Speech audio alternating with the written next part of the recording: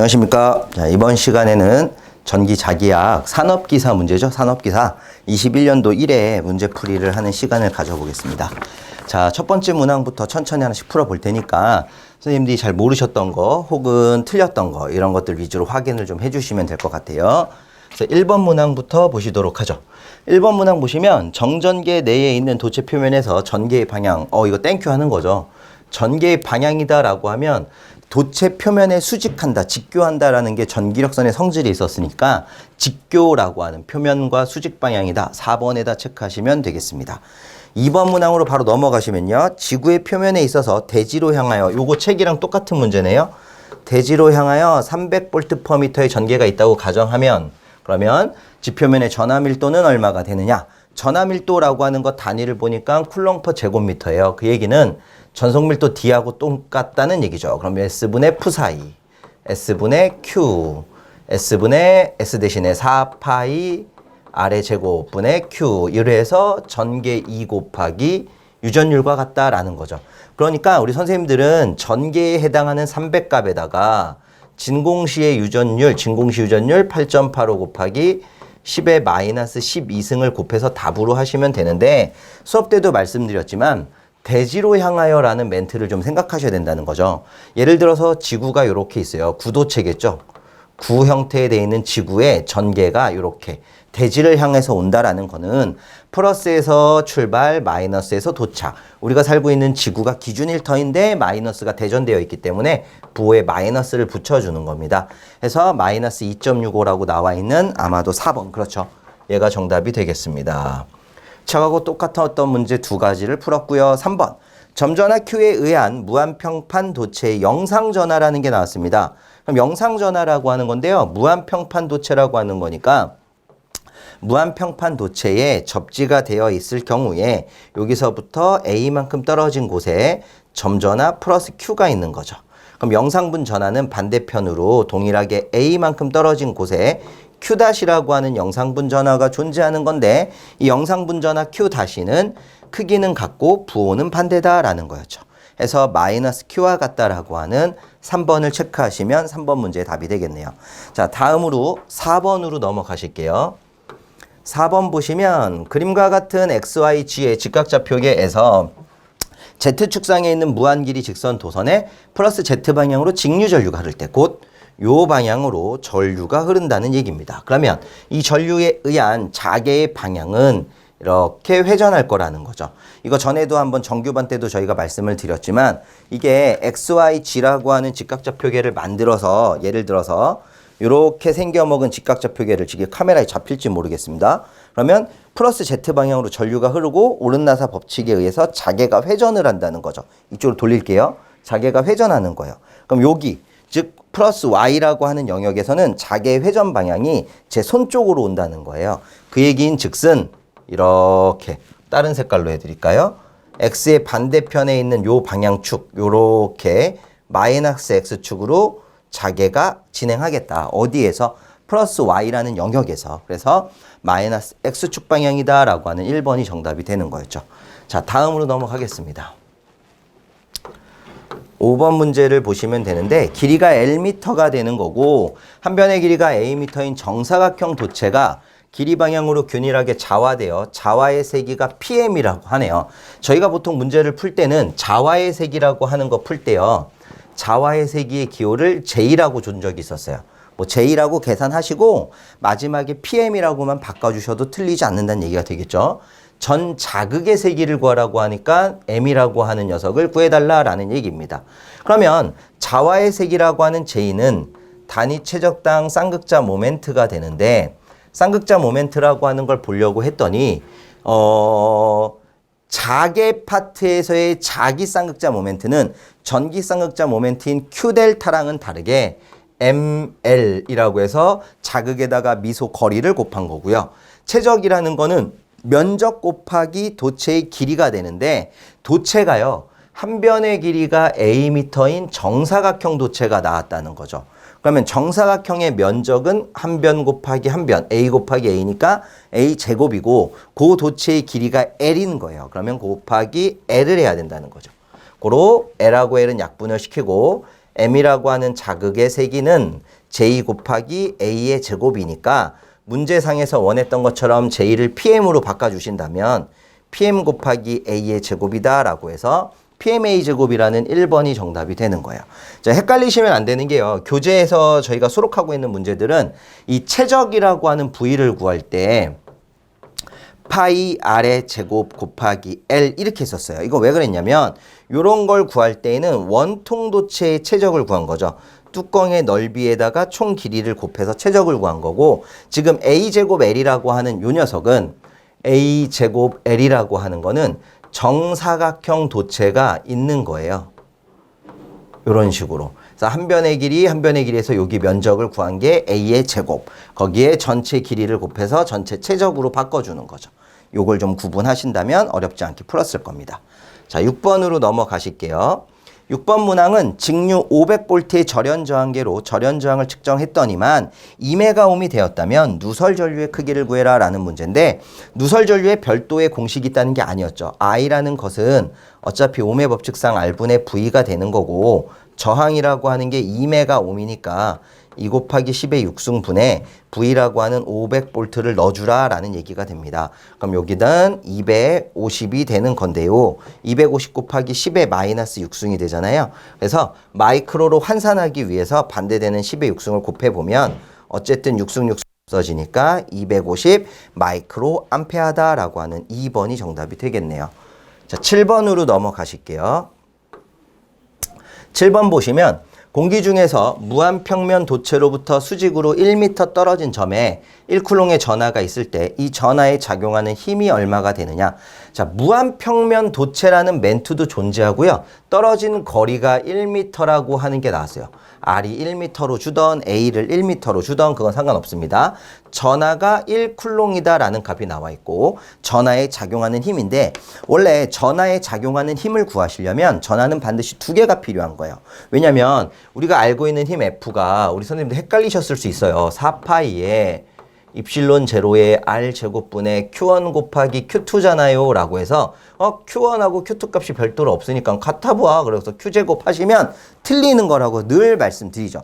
왜냐면 두 전하의 크기가 같다라는 멘트가 들어간다라면 Q 제곱 쓰시는 게 맞습니다. 허나 지금 문항과 같이 전하가 하나밖에 존재하지 않을 때에는 영상분 전하를 생각할 수밖에 없어요. 그래서 영상형이라고 쓰면 어떻게 해요?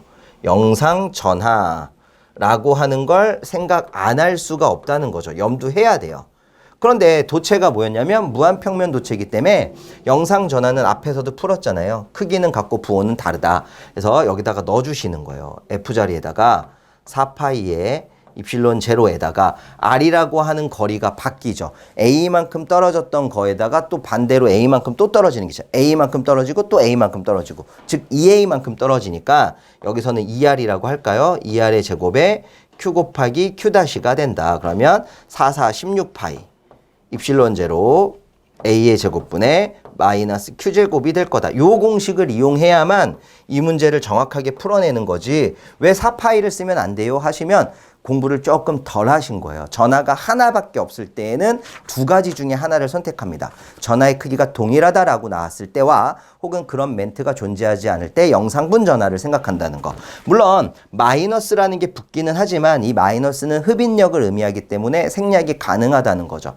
그럼 여기다가 대입을 하는데요. 마지막으로 조심하셔야 되는 게 요 입실론 제로에다가 8.85를 집어넣어서 계산을 하면 여기 나와 있는 값들을 전부 다 계산한 결과가 나오더라고요. 그러니까 또 한 번 1, 2, 4번을 눌러봐야 돼서 애초에 바꿔서 노는 거예요. 16파이라고 쓰고 입실론 제로라는 거 2장에서 공부한 것 중에 36파이분의 10의 마이너스 9승이라는 거 있었죠? 그거 대입하고 A라고 하는 거리의 제곱은 1의 제곱으로 할까요? 요거 R이네, R. 그건 상관없습니다. Q 곱하기 Q제곱, 그래서 Q제곱이라고 하는 건 1의 제곱 써주시면 될 것 같고요.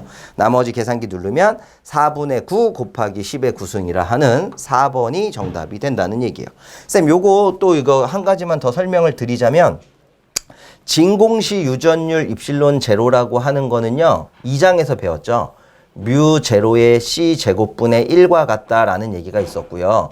뮤 제로 값이 4파이 곱하기 10의 마이너스 7승이어서 4파이의 C의 제곱분의 10의 7승과 같다라는 것도 되고 C라고 하는 광속도가 3 곱하기 10의 8승이니까 120파이 C분의 1과 같은 것도 되고요. C제곱을 계산하면 지금 쓰려고 했었던 36파이 분의 10의 마이너스 9승 다 똑같은 거잖아요. 그 중에 얘를 대입해 준 거라는 거 좀 기억해 주시면 될 것 같아요. 자, 그럼 다음 문항 8번째로 넘어가겠습니다. 8번 문제가 되겠습니다. 정전 용량이 456 마이크로패럿이고 각각 내압이 순서대로 500, 450, 350V의 콘덴서 3개를 직렬로 연결하고 전압을 서서히 증가시키면, 자, 이거는 저희가 앞에서 배웠지만 콘덴서 3개가 직렬 접속되고 전압을 서서히 증가시킨다면 가장 작은, 버티기 힘든 놈이 먼저 파괴가 된다라는 거였잖아요. 이때 가장 작은 건 뭐였냐면 전기량이었다는 거죠.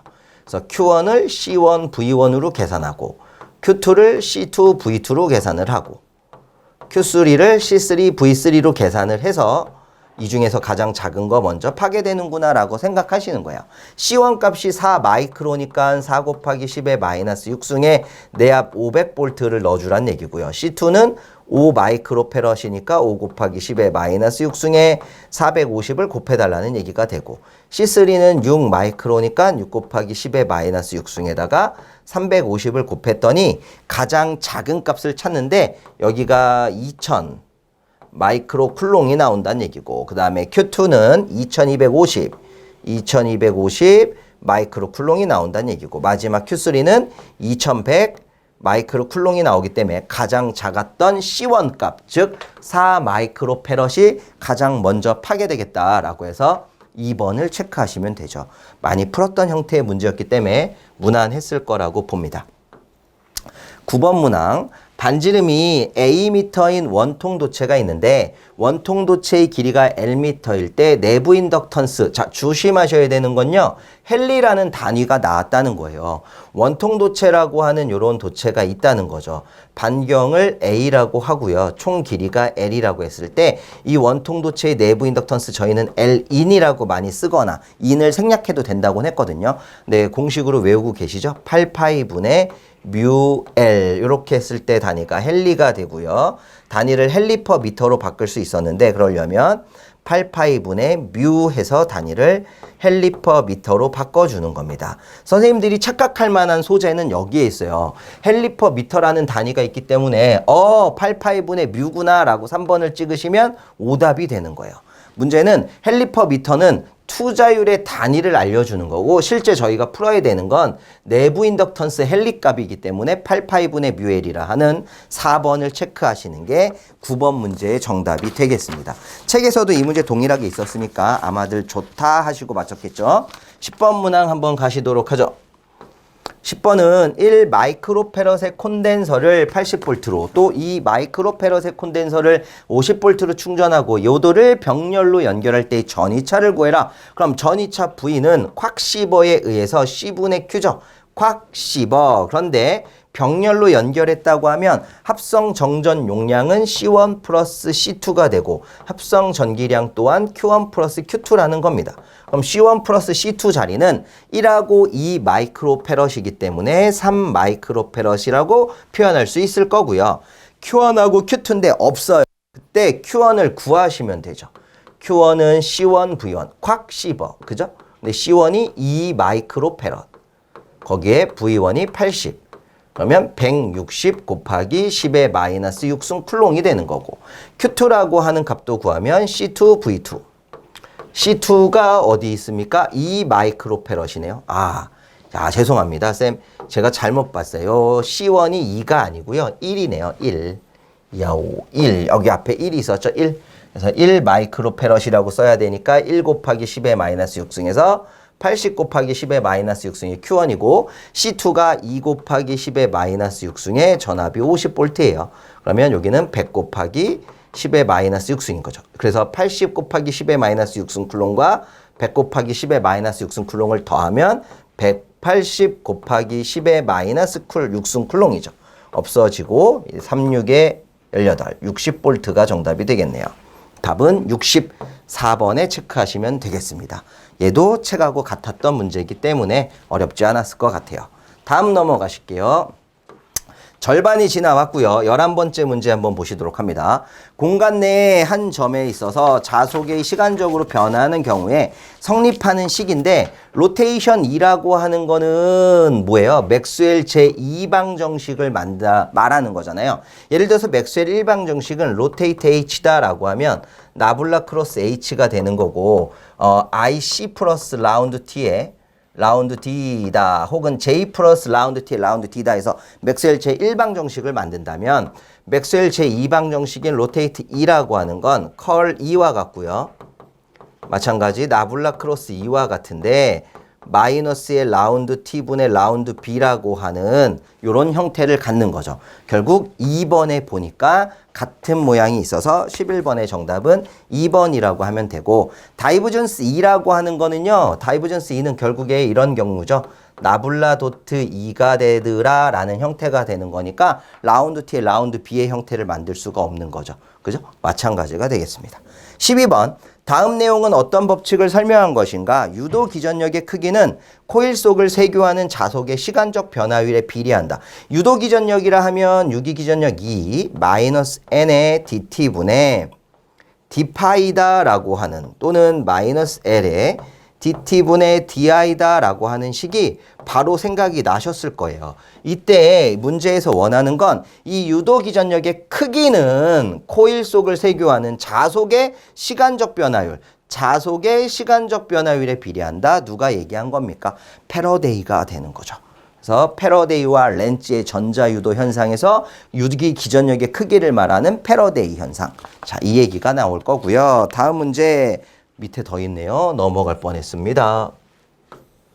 13번 다음 중 그레디언트 V와 그리고 전개에 대한 설명으로 옳은 거. 자, 우리가 일반적으로 2장이라고 하는 정전계를 공부할 때 힘을 구하고 전개의 세기를 구해서 전위를 구했었던 건데 이거를 거꾸로 전위로부터 전개를 유추할 수도 있었어요. 그게 뭐였냐면 전위 경도라고 하는 그레디언트 V를 하면 즉 나블라도트 2를 하면 나블라도트 V를 하면 전개 2와 같다라고 했는데 조심하실 게 2와 같으려면 전위와 전개의 부호가 반대이기 때문에 마이너스가 붙어줘야 된다는 거죠. 그래서 전개하고 전위는 방향은 반대이지만 크기는 같다예요. 그래서 크기는 다르다 아니고 크기는 같다라고 하는 2번을 체크하시면 정답이 되겠습니다. 14번 문항은요. 1마이크로페럿의 콘덴서를 30kV로 충전하면 콘덴서에 저장되는 에너지, 콘덴서라고 하는 건 에너지를 저축할 수 있습니다. 그때 2분의 1배의 CV제곱만큼 또는 2C분의 Q제곱만큼 또는 2분의 QV만큼 에너지가 저장이 된다라는 거죠. 이때 나와 있는 게 V와 그리고 C 값이 나와 있으니까 V하고 C를 대입할 수 있는 첫 번째 식에다 대입을 해준다면 2분의 1배 곱하기 C 대신에 1 곱하기 10의 마이너스 6승 곱하기 V가 30 곱하기 10의 3승의 전체 제곱이다 라고 식이 되겠죠. 그래서 계산기 누르면 450줄이다 라고 하는 1번이 정답이 된다고 합니다. 다음 15번 문제 이제 넘어가네요. 자, 15번 문항 거의 다 오고 있습니다. 다음 중 정전 응력에 대한 설명으로 옳은 것. 정전 응력이라고 하면 스몰 f라고 해서 면적당 작용하는 힘이 되는 거예요. 근데 이게 시그마라고 하는 게 나와 있으니까 뭐에 대한 설명인지를 찾아보는데 자, 이게 뭐 이제 전개 파트에서도 만들 수 있고 자개 파트에서도 만들 수 있잖아요. 그래서 여기다 쓸게요. 스몰 f라고 하는 거는 전개 파트에서 만들면 2배 입실론 제로분의 로우 s의 제곱이다. 2 입실론 제로분의 d의 제곱이다. 2분의 1배의 2제곱의 입실론이다. 2분의 1배의 2d와 같다. 이렇게 쓰는 거고 여기에서 같은 식으로 만들 수 있는 게 세 번째 식이 2분의 1배의 d분의 v제곱의 입실론이다 라는 식과 첫 번째 식은 2배의 입실론분의 로우 s 대신에 s분의 q 전체의 제곱과 같다. 이렇게 만들 수 있는 거잖아요. 만약 얘를 자개로 끌고 간다 치더라도 똑같은 스몰 f 정전 응력이 2뮤분의 시그마의 제곱과 같다. 또 2뮤분의 자속밀도 b의 제곱과 같다. 또 2분의 1배의 h제곱의 뮤와 같다. 2분의 1배의 HB와 같다라고 하는 식으로 동일하게 만들어져요. 더 좋은 건 뭐냐면 두 가지씩 다 뉴턴 퍼 제곱미터라고 하는 면적당 작용하는 힘 정전 응력에서도 쓰고요. 줄 퍼 세제곱미터라고 하는 최적당 에너지에도 쓸 수 있다라는 거죠. 그래서 무조건 암기가 필요했던 식이고 저희가 이제 정규반 수업할 땐 이걸 제가 다 평행판 콘덴서를 그려서 유도를 해드리잖아요. 근데 유도가 중요한 게 아니에요. 식을 알고 있느냐, 그 알고 있는 걸 얼마나 빨리 끄집어내서 써먹을 수 있느냐. 근데 봤더니만 로우 S 제곱에 비례한다라고 하는 요거 찾으셔도 되고 시그마 제곱에 비례한다라는 거 찾아도 되니까 1번에다가 체크하셔도 문제가 해결이 되겠죠. 자, 16번째 문제로 넘어가 보겠습니다.